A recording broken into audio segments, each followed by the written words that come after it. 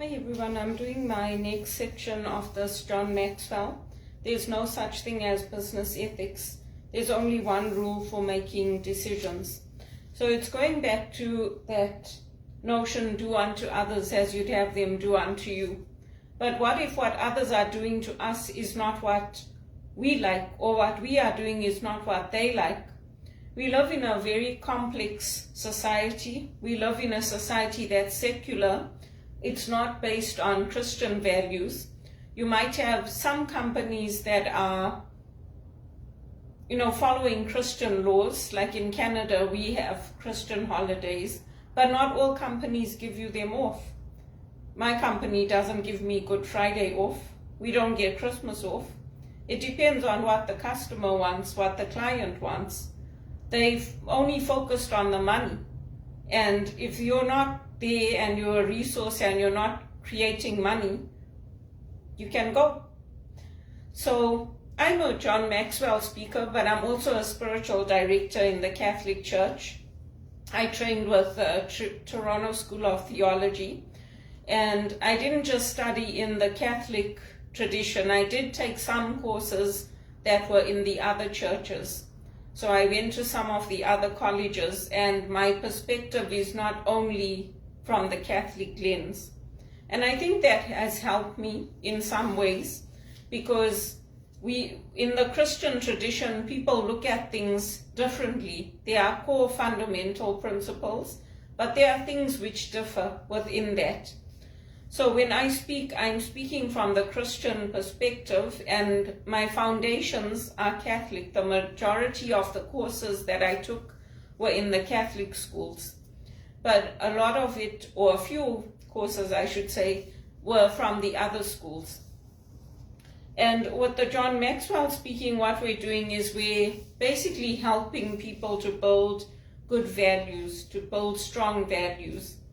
And today's chapter that I'm focused on is around how to develop the Midas touch. So John Maxwell is a New York Times best-selling author, and I'm part of that team. I'm business building while looking for work, and I'm trying to get a new opportunity that pays me better so that I can at least meet my bills and start saving some money. With the money that my family's given me, they don't expect me to pay that back. But with other people, I do have debt that I need to pay back. And the longer I'm unemployed, the worse that debt gets, because I'm paying interest on interest. I'm living off an overdraft. And in a country like Canada, where there are lots of jobs available, I'm sending out thousands of applications, and I'm not getting any positive feedback. Part of that is because everything is coordinated here in this part of the world. It's who you know that will open the doors for you, and it's who's going to give you that referral to jobs. Of course, I do my part. I go to job fairs. I walk the streets looking for work. I take resumes with me or business cards. I talk to people. I tell them my background is in human resources. I'm an executive assistant, and that I have skills in customer service, in administration. And I've worked at U of T, at Regis College. I've worked in churches. I've worked in blue chip companies in Canada and overseas. So I have a pitch ready. I have a 2-minute pitch that I can use. They call it the elevator pitch, to present myself. So I'll give you an example. If I were meeting you for the first time, in America, it's very much a male-dominated society. So people don't say, "How are you?" When they meet you, they say, "What do you do?" If you come here from Europe, you'll notice that. In Europe, when you meet people, people will say, "Hi, I'm Belinda, how are you today?" And then you'll respond. In North America, people will say, "Hi, I'm Belinda, I'm an executive assistant, and I've been in Canada for about 22 years now. I'm currently in transition and I'm looking for work. I studied here at U of T, and it's been about almost a year that I've been out of work. So I'm currently looking. And I help out at the church as well. I volunteer. I'm part of the One campaign, and I believe in making a difference in other people's lives. And what about you? How are you today, and how's your day going? So this is how the culture is different. And we are trained when we are in transition to always have this 2-minute or 3-minute elevator speech ready, because you never know who you're going to meet and who they might know that might know somebody that's able to give you a job. So you always have to have ready your name, your background, and what you can do for the company or for the organization. That's one thing. And when you're looking at the Midas touch, John Maxwell gives the example, what is it that you value? So we all know the story of Midas. He wanted everything. He wanted wealth more than anything else in the world. And everything he touched turned to gold. And how he had to go back on that request and request to be turned back into a human being. Because he couldn't even eat, he couldn't even drink, because everything was turning into gold. And it didn't work out the way he thought it was going to work out. So, and it was at this river, Pactolus, that he had to do that.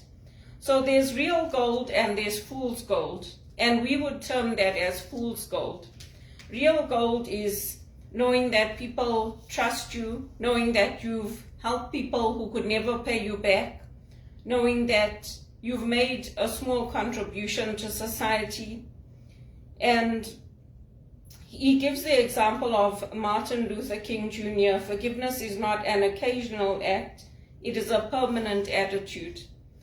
So some of us have lost people, or we've lost opportunities, or even our homes and our livelihoods because of discrimination, because of racism. And we've had to do the right thing even when it hurt. Even when people were accusing us of being the problem, taking us to the police station without talking to us, without telling us what they wanted. It's pretty simple. Like if I'm not at home when you come to visit and you feel that, oh, you know, Belinda's not at home and I came to visit and she's not there, you can't ask me. Like, Belinda, I'm coming from England and I'm going to be in the country. Can you make some time for me so we can meet up? I'd love to see you. You can't do that. It's too hard, right, to do that. So this is what I'm talking about. I used to go, when I first came to Canada, I used to make many, many trips to the US. Family come here, they don't even come see me, they don't visit. So I'm like, you know what, I'm going to return the favor. And next time I come, I'm going to come, but I'm going to tell you I'm not coming to see you this time, maybe next time. Because I need to treat them how they want to be treated. So they're obviously sending me a message that that's how they want to be treated. It's the same as when I went to work, when I was working at Teleperformance. There was a few times where the customer would call and they'd say they were upset about something or they wanted to talk about something, and they'll say what they were going through, or they would start shouting, and I just put the phone down. So my supervisor said to me, why are you doing that? I said, oh, isn't that the way it's done here in North America? And they're like, no. Why did you do that? You don't normally do that.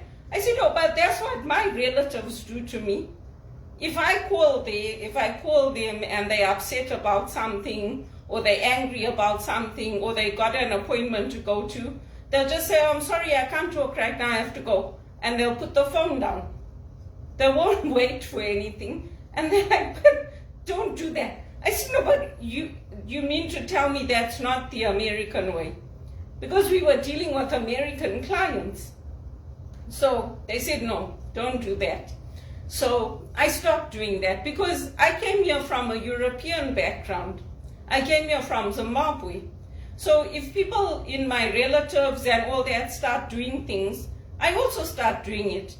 Even when I used to go to work, I used to talk about, oh, the baby used to shit like this and crap like that, and talking about sex while people are eating, and they're like, Belinda, what are you doing? I said, oh, you know, when I go to people's houses for Christmas and all that, that's what they talk about. And they told me it's normal. And they're like, no, it's not normal. I said, oh, really? Well, thank you for telling me. Because this is how I've become now. Because when I do things my way, when I do things that I think are the right way and the proper way, people take me to the police station and they send me cease and desist and they do all this kind of thing. So they told me, no, what you did is right. This is the right way what you're doing. So you need to go back to how you used to do it before. I was like, okay. I just wanted to test it and see, because, you know, this is how my relatives treat me. And this is what I noticed in the workplaces, like at BMO and places like that. So I thought maybe that's how I should be, because I don't get promotions. I don't get good paying jobs. I don't get selected when there's bursaries given out. I don't get selected to help with retreats with the Jesuits in Canada. So I thought maybe I should change and try doing it their way and see if that would work. So this is how I live and learn. I experiment now and I see. And this is how I do things. And you find that, like in the Bible, there's this passage where Jesus is telling people, don't go 1 mile, go 2 miles. So this John Maxwell, I learned something new in this. He's saying it was because in the Roman times, if the Roman Empire, the soldiers accosted you and stopped you, they could force you to walk 1 mile with a load, and you had to do it. Otherwise you risked your life, basically. So what Jesus was telling them, if they stop you and they do that to you, don't just go 1 mile. Say, you know what, officer, I'll do 2 miles. I won't even do just what you're asking me, I'll do even more. And then what happens when you do that? You win their favor, right? Because they think, oh, you know, this person is very humble. Just look how nice they are. So Jesus was not just teaching for the sake of it. He was teaching survival strategies for his people that were under cruel Roman rule. So that's another good thing that I learned there. And then we can't help the people just to help us. We have to help people who may never be able to repay us. So we have to do right even when it's natural to do wrong. And I think that's true of, you know, people who have come out of apartheid, people who have gone to prison when they haven't done wrong, people who have, like me, been hauled to the police station when we haven't done anything wrong and been accused of lying to the police. I think it's true of us, because if we don't have our faith, it's very hard to keep doing the right things and to keep believing in yourself and believing that you can accomplish, you can do good, you can rise up, you can own a property, you can do what other people are doing. It becomes very hard. But if you have lived, especially through coming through a period of independence, like we had in Zimbabwe, where we had our own homes, our own properties, or even me here in Canada, there was a time where I had what I wanted, but I couldn't hold on to it because the systems were set up to work against me. So when you have had that experience that, oh, I bought my own property, this is going to be my home, I'm going to live here for the rest of my life, and then it's taken away, and everything's taken away, not just once, but over and over and over, it becomes very hard. It becomes very hard. So for me, what I do, I turn to my music, I turn to my faith, I exercise, I go out for long walks. I try to do things that keep me mentally healthy and that keep me positive. Because if I don't do it for myself, nobody's going to do it for me. And so that's what I focus on.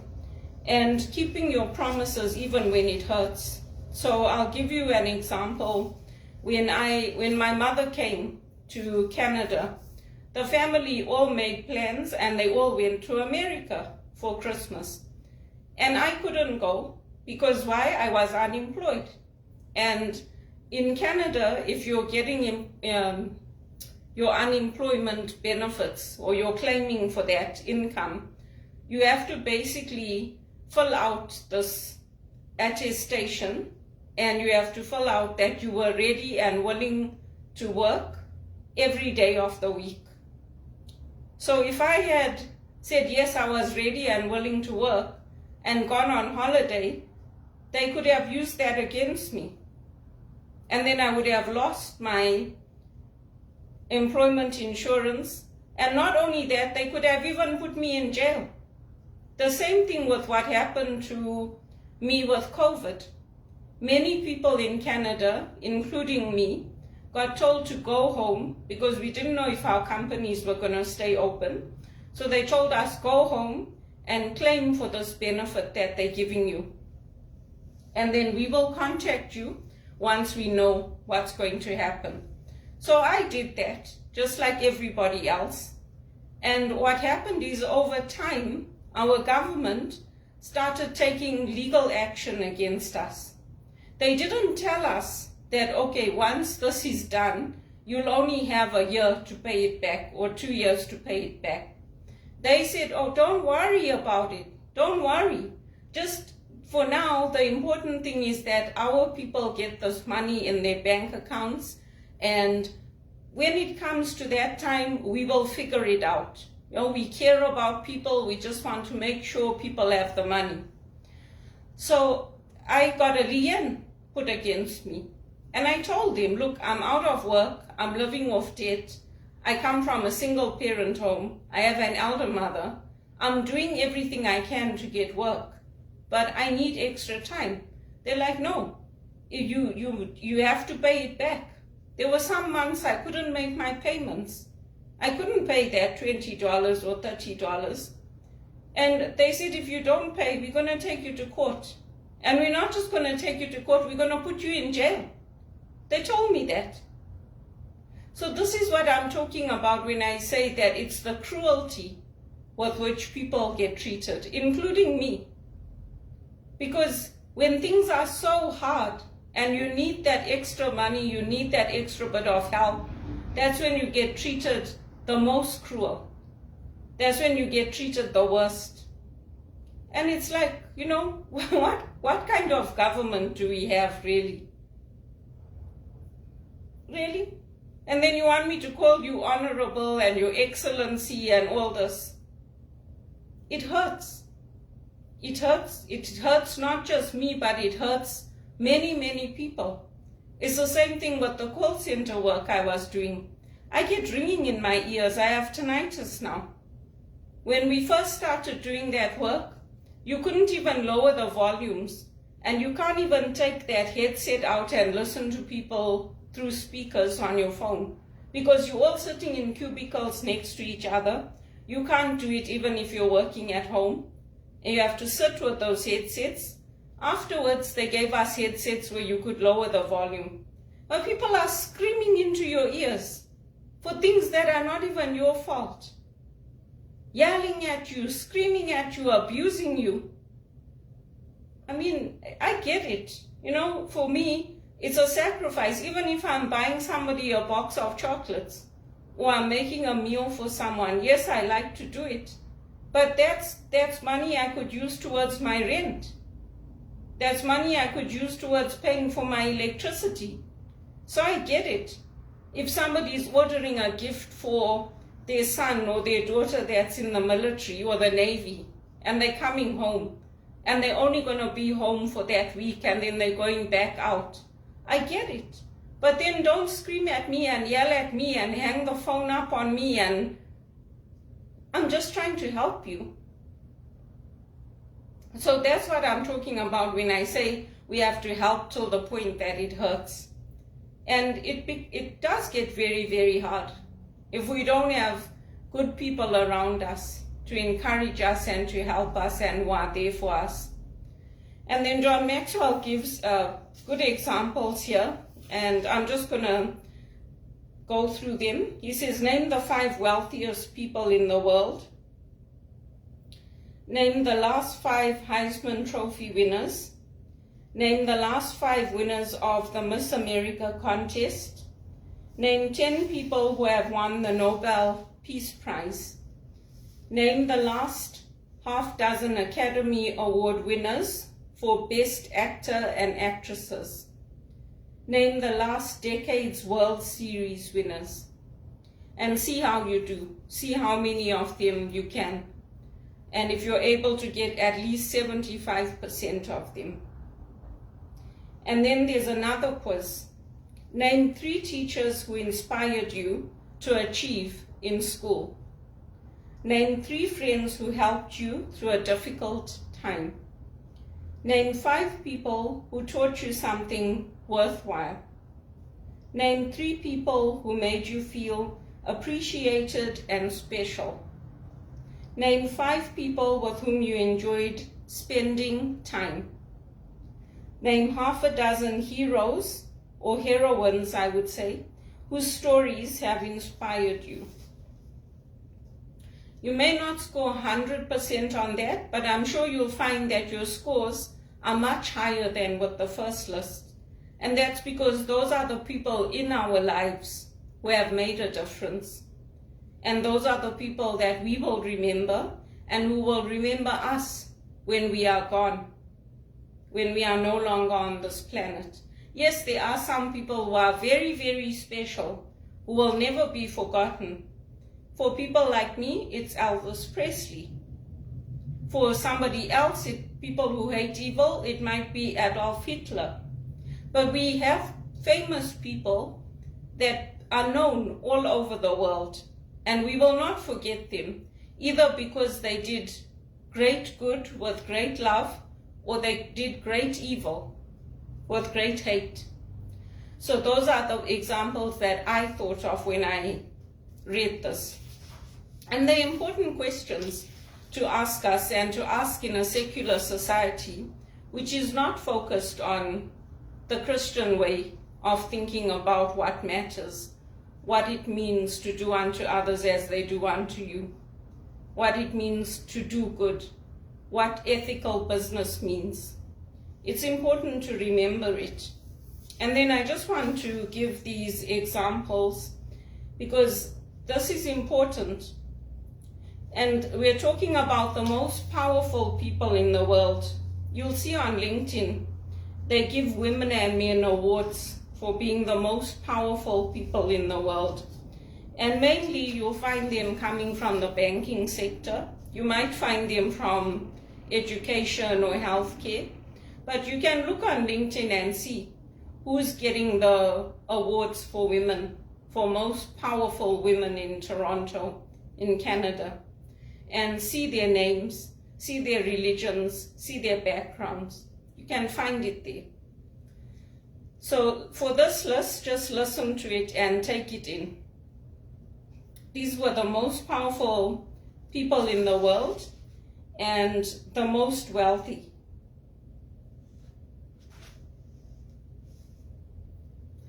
So here's the list of the names, along with some of them who became very famous. They met at the Edgewater Beach Hotel in Chicago in 1923.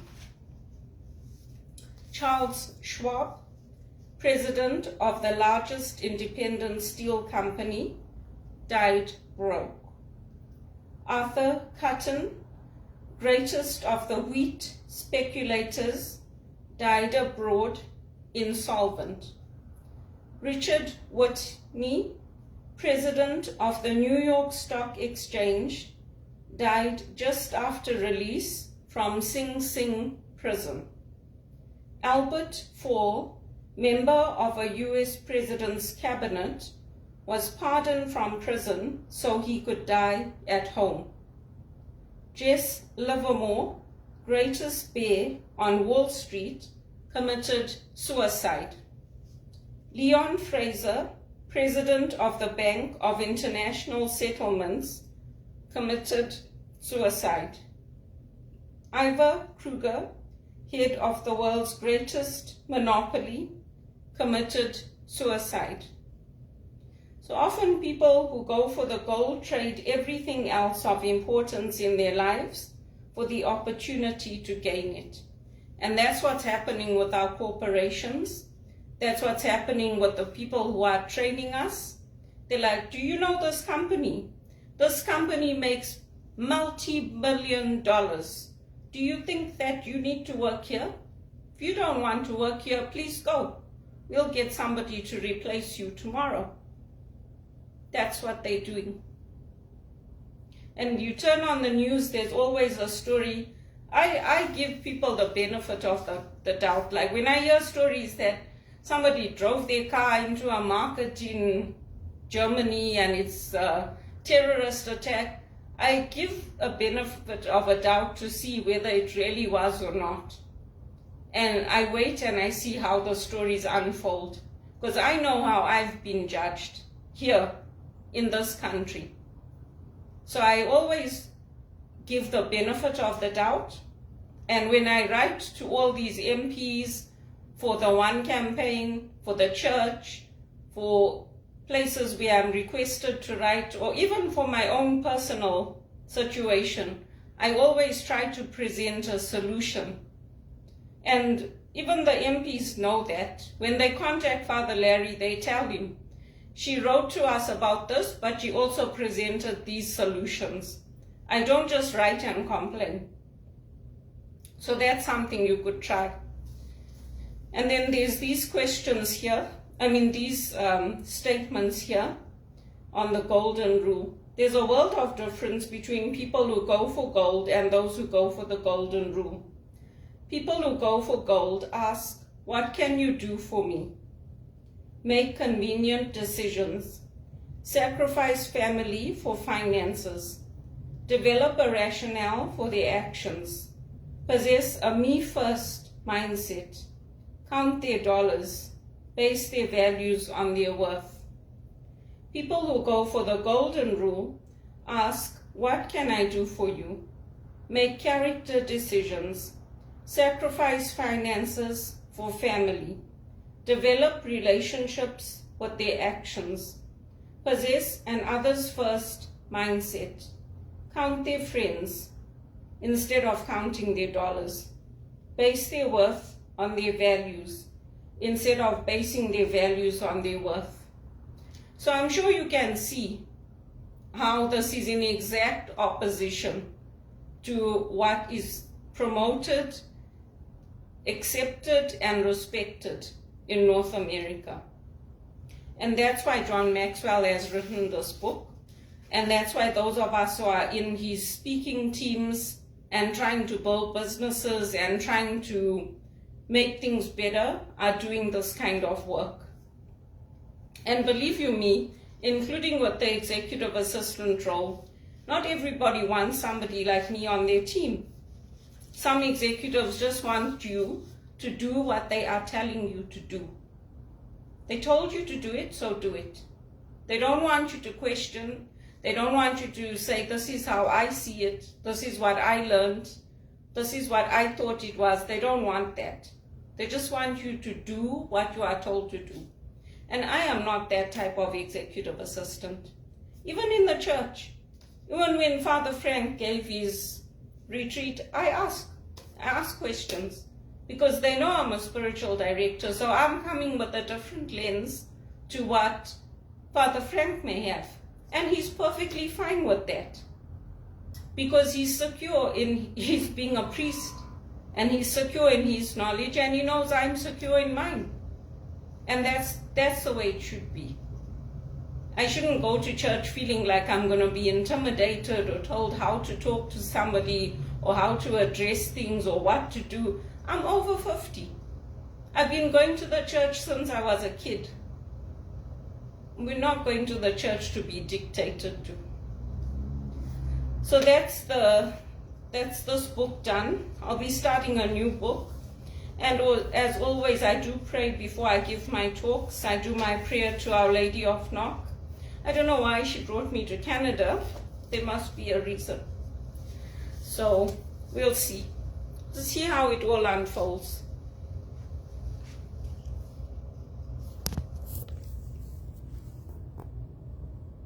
I'm going to turn this off.